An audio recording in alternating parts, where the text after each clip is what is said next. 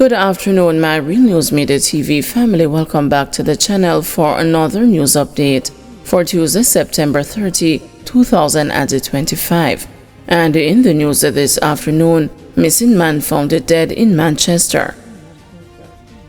A decomposed body believed to be of a man said to have been mentally challenged was found in bushes in George Reed, Manchester on Monday. Relatives believe the body is that of Maitland, 46, a resident of George Reed, who was reported last seen on Saturday, September 20.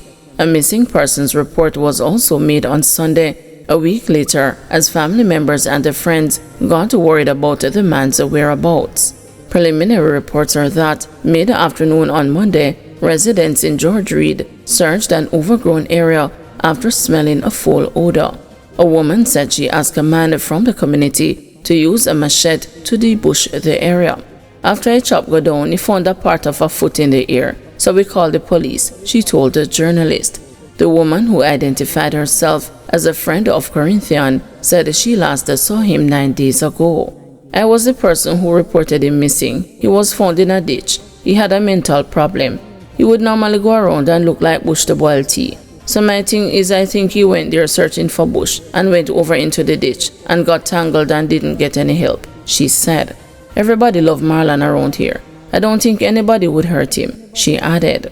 A relative of Corinthian disclosed that he was a mental health patient. I didn't see him. I thought he was at the hospital and I went there and I didn't see him.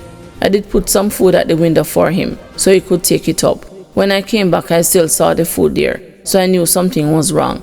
I started alerting people and checked the hospital again, said the relative in reference to a house where Corinthian lived and the Mandeville Regional Hospital. Firefighters assisted the police and the undertakers to remove the body from the area. Residents and onlookers who gathered nearby wore masks and used the pieces of fabric to cover their noses due to the odor that emanated when the body was removed from the overgrown area. Maitland in Westmoreland flooded again. The heavy flooding in the western Westmoreland community of Maitland in Little London prevented scores of children from attending school on Monday morning. With the problem not new to the community, a few children were sent to stay with their community members outside of the flooded area on Sunday and were able to get to school. Up to Monday morning, the flood water was waist-high in some sections of the community. The news spoke with a couple whose house was inundated. Right now, people are doing for the guys because we can't. The water flood out the house around the guys. We can't stay around the guys.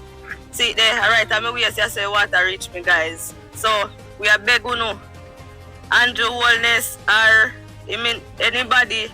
We are asking for some help, please. The kids them can't go to school, guys. They can't come out.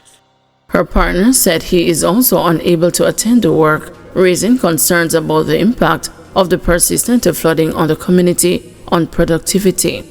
In the meantime, Ian Miles, a counsel for the Little London Division, is conducting an assessment of the needs of residents affected by flooding in Maitland. He has described the situation as devastating, one that I don't wish for anyone to be living in. One that I don't wish for anyone to be living in.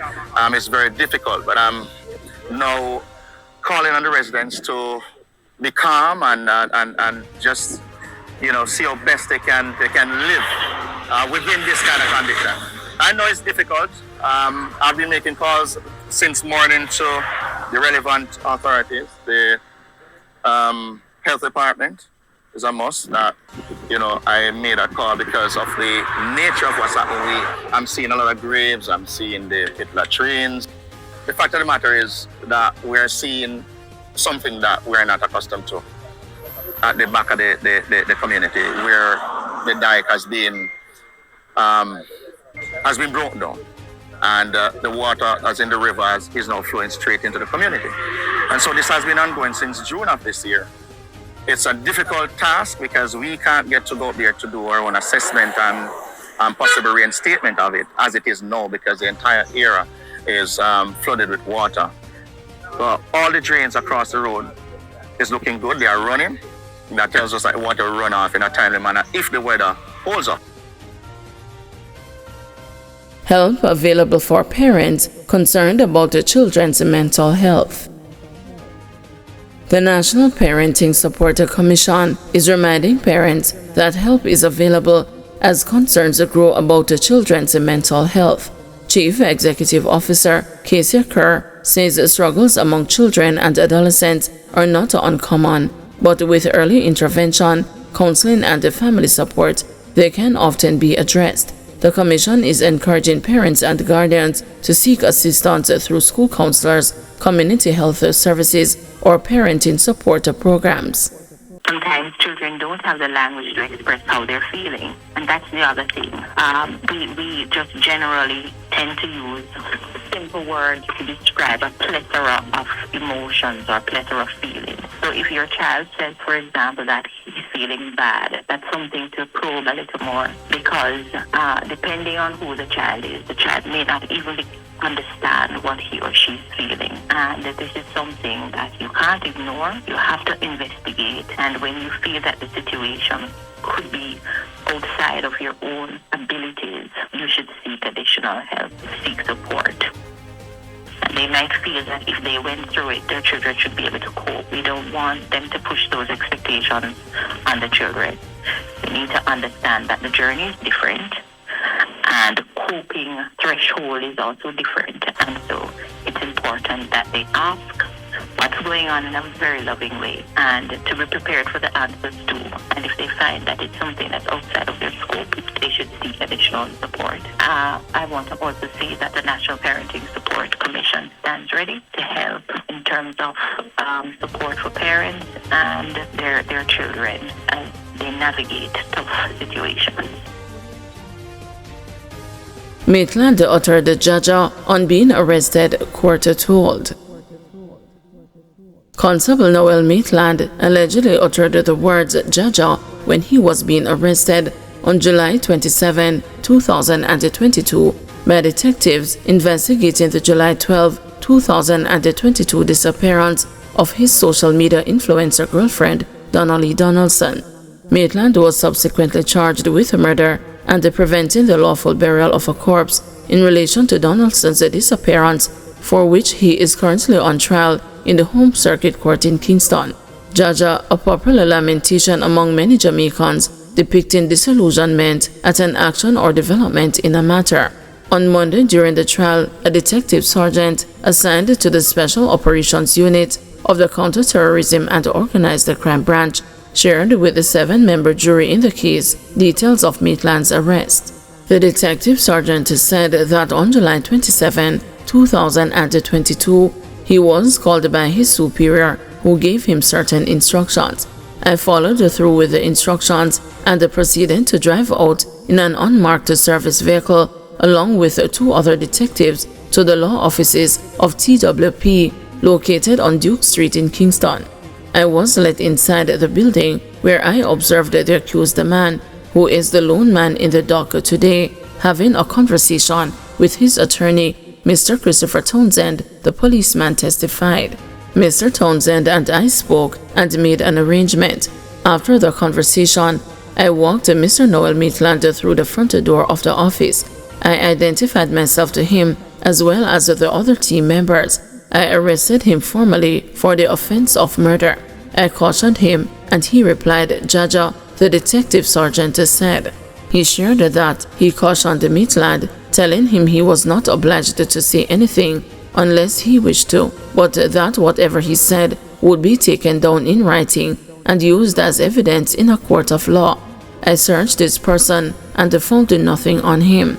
As per further instructions, I asked his father, who was in our presence, where his son's cell phone was. He told me something and gave me a phone. His father said, "Ono the banga me have." The brand of the phone was blue, but the phone was green. I reminded Mr. Maitland that he was still under caution and asked him whose phone it was, and he responded saying mine.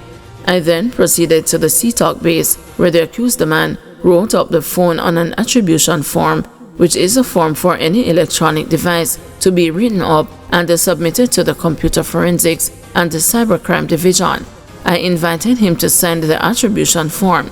He declined, the detective sergeant said. When I do it bang a phone, that means a real phone in game father.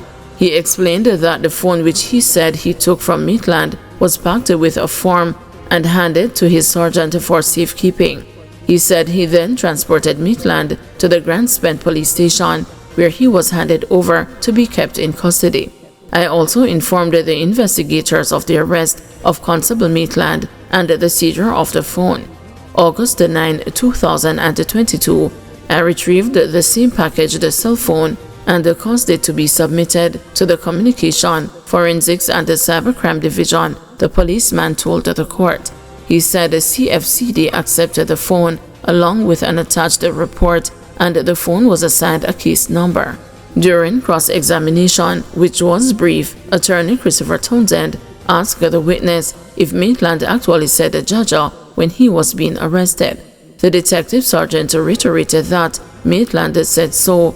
However, the attorney suggested to him that no such a thing was said. Townsend also suggested that Maitland did not tell him that the cell phone that was confiscated by detectives belonged to him.